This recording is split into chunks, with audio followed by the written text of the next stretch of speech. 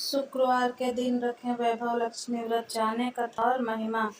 वैभव लक्ष्मी व्रत हर शुक्रवार को किया जाता है। वैभव लक्ष्मी व्रत को अगर सुहागिन महिलाएं करें तो उसे सबसे ज़्यादा लाभकारी माना गया है। यह व्रत नियमित रूप से 11 या 21 शुक्रवार तक किया जाना चाहिए। इसके अलावा व्रत के दिन माँ लक्ष्मी की विधिवत पूजा की जानी चाहिए और इस दिन किसी भी तरह का छल कपट क्रोध आदि करने से बचना चाहिए। वैभव लक्ष्मी व्रत सुहागिन महिलाओं द्वारा किया जाने वाला एक बेहद शुभ और पुण्यदायी व्रत माना जाता है। कहा जाता है जो कोई भी महिला विधि पूर्वक इस व्रत को करती हैं उनके घर में हमेशा सुख संपन्नता बनी रहती है। साथ ही ऐसे लोगों के कोई भी काम रुकते या बिगड़ते नहीं हैं। जिन लोगों के व्यापार में लगातार हानि हो रही हो, नौकरी में प्रमोशन का योग नहीं बन रहा हो या कर्ज आदि समस्या हो, उन्हें भी वैभव लक्ष्मी का व्रत करना चाहिए। इस व्रत को करने से माँ लक्ष्मी की कृपा प्राप्त होती है। हिंदू मान्यता के अनुसार यह व्रत शुक्रवार के दिन रखा जाता है। इस व्रत का कोई भी कर सकता है। वैभव लक्ष्मी व्रत की पूजन विधि।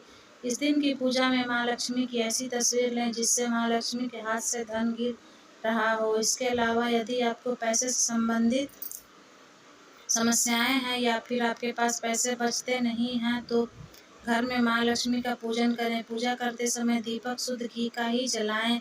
माँ लक्ष्मी को फूल बहुत ही प्रिय है, यानी माँ लक्ष्मी को गुलाब और कमल के फूल अर्पित करने चाहिए। यदि किसी कारणवश आपकी पूजा नहीं हो पा रही है तो कम से कम हर शुक्रवार को वैभव लक्ष्मी माँ का व्रत जरूर करें। इस व्रत के उद्यापन के लिए घर में कन्याओं को बुलाकर सम्मान से भोजन कराएं। भोग में कन्याओं को वैभव लक्ष्मी व्रत कथा की किताब और श्रृंगार का सामान दें।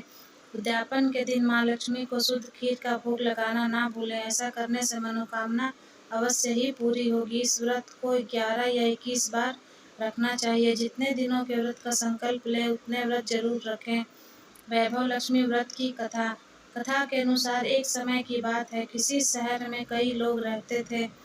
किसी को किसी से कोई मतलब नहीं था। भजन कीर्तन भक्तिभाव दया माया परोपकार जैसे संस्कार कम हो गए। शहर में बुराइयां बढ़ गई थी। शराब जुआ रेस व्यभिचार चोरी डकैती वगैरह बहुत से गुनाह शहर में होते थे। इनके बावजूद शहर में कुछ अच्छे लोग भी रहते थे। ऐसे ही लोगों में शीला और उनके पति की गृहस्थी मानी जाती थी। शीला धार्मिक प्रकृति की और संतोष स्वभाव वाली थी। उनका पति भी विवेक और सुशील था। शीला और उसका पति कभी किसी की बुराई नहीं करते थे और प्रभु भजन में अच्छी तरह समय व्यतीत करते थे। शहर के लोग उनकी गृहस्थी की सराहना करते थे। देखते ही देखते समय बदल गया।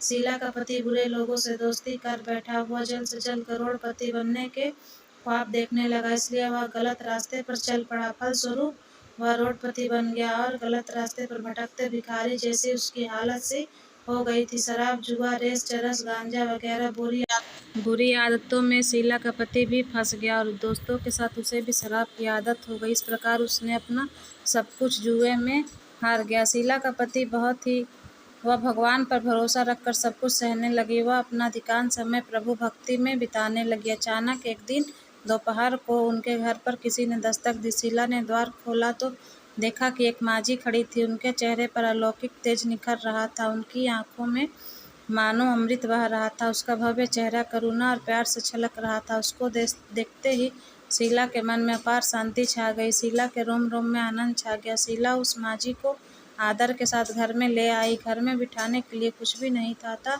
शीला ने उनको एक फटी हुई चादर पर बिठाया। माँझी बोली, क्यों शीला, मुझे पहचाना नहीं? हर शुक्रवार को लक्ष्मी जी के मंदिर में भजन कीर्तन के समय मैं भी वहाँ आती हूँ। उसके बावजूद शीला कुछ समझ नहीं पा रही थी। फिर माँझी बोली, तुम बहुत दिनों से मंदिर नहीं आई, अतः तुम्हें मैं देखने चली आई। माँझी के अति प्रेम भरे शब्दों से शीला का हृदय पिघल गया। उसकी आंखों में आंसू आ गए और वह बिलख बिलख कर रोने लगी। माँझी ने कहा, बेटी, सुख और दुख तो धूप और छाँव जैसे हैं। धैर्य रखो बेटी, मुझे तेरी सारी परेशानी बता।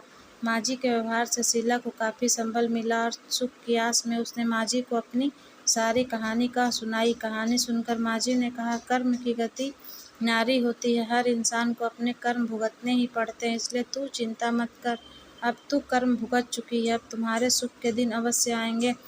तू तो माँ लक्ष्मी की भक्त है। माँ लक्ष्मी जी तो प्रेम और करुणा की अवतार हैं। वे अपने भक्तों पर हमेशा ममता रखती हैं, इसलिए तू धैर्य रखकर माँ लक्ष्मी जी का व्रत कर।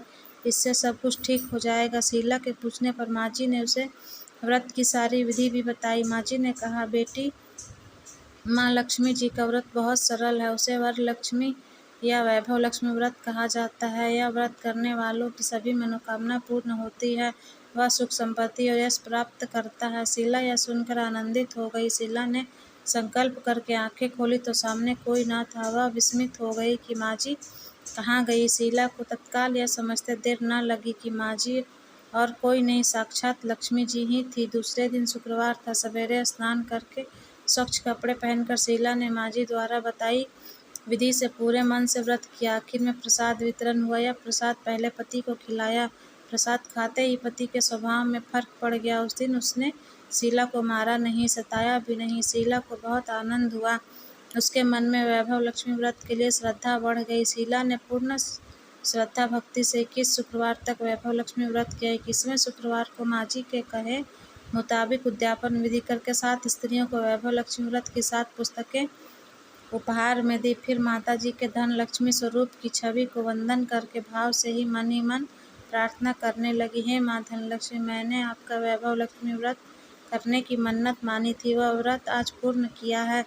हे माँ, मेरी हर विपत्ति दूर करो, हमारा सबका कल्याण करो। जिसे संतान न हो उसे संतान देना, सौभाग्यवती स्त्री का सौभाग्य अखंड रखना, कुंवारी लड़की को मन भावन पति देना। जो आपका यह चमत्कारी वैभव लक्ष्मी व्रत करे उनकी सब विपत्ति दूर करना, सभी को सुखी करना। हे माँ, आपकी महिमा अपार है। ऐसा बोलकर लक्ष्मी जी के धन लक्ष्मी स्वरूप की छवि को प्रणाम किया। व्रत के प्रभाव से शीला का पति अच्छा आदमी बन गया और कड़ी मेहनत करके व्यवसाय करने लगा। उसने तुरंत शीला के गिरवी रखे गहने छुड़ा लिए। घर में धन की बाढ़ सी आ गई। घर में पहले जैसी सुख शांति छा गई। वैभव लक्ष्मी व्रत का प्रभाव देखकर मोहल्ले की दूसरी स्त्रियां भी विधि पूर्वक वैभव लक्ष्मी व्रत करने लगी। जय माँ वैभव लक्ष्मी।